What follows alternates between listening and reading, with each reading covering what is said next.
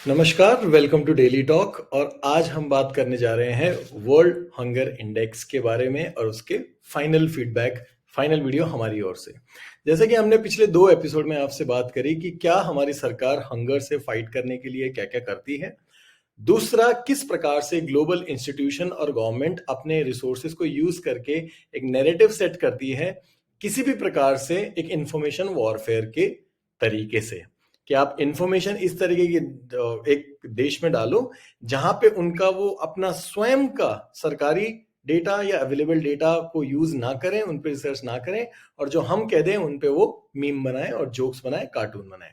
अब मैं आपको एक बहुत सिंपल फंडा समझाता हूँ यहाँ पे कि क्या हो रहा है।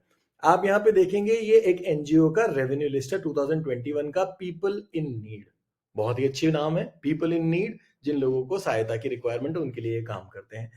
तो ये जो अलायंस है, ये जो ऑर्गेनाइजेशन, ग्रुप ऑफ ऑर्गेनाइजेशन है जिन्होंने जो ग्लोबल हंगर इंडेक्स पे मोस्टली काम करते हैं, उनमें कुछ बहुत बड़े एनजीओ का नाम मैं आपको बताऊंगा। पहला नाम है ये पीपल इन नीड। दूसरा है आपका अयुडा इन अश्योन, एक यूरोपियन ऑर्गेनाइजेशन है। फिर है acted.org। उसके बाद में है belt hunger life, which is a Danish, मतलब आप कह सकते हैं नेदरलैंड से, नॉट डेनिश, नेदरलैंड से ये काम करती है। अब आप सोचेंगे कि मैं ये सब चीजें आपको क्यों समझा रहा हूं और क्यों बता रहा हूं, तो उस पे हम आएंगे वापस से रेवेन्यू पे। तो यहाँ क्या होता है कि जो ये ग्लोबल ऑर्गेनाइजेशंस या जो एनजीओज हैं, उनको किस प्रकार से फंड किया जाता है।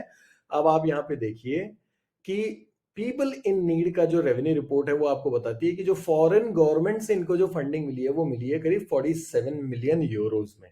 ठीक है। जहां पे अगर आप मेजर फंडिंग देखेंगे तो आप 40 मिलियन देखेंगे यूएस से, 4.2 मिलियन देखेंगे आप ग्रेट ब्रिटेन से, और उसके बाद में 30 मिलियन आप यूरोपियन कमीशन और ईयू डेलीगेशन से देखेंगे।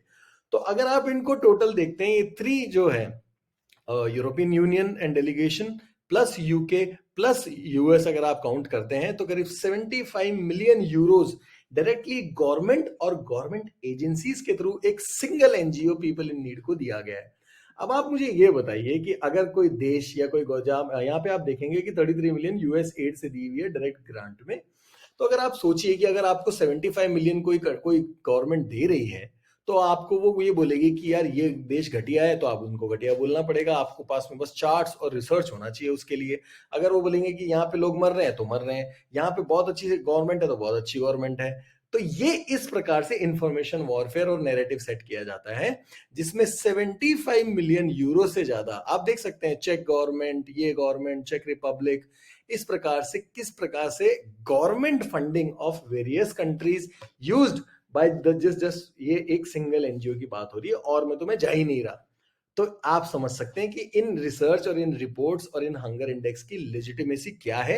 ये एक डायरेक्ट असॉल्ट होता है एक सॉवरन, एक स्वतंत्र राष्ट्र पर, कि उसके अंदर जो नैरेटिव जो उनकी पब्लिक को दिया जा रहा है उसको कैसे मैनिपुलेट किया जाए और इस प्रकार का रिजल्ट लिया जाए।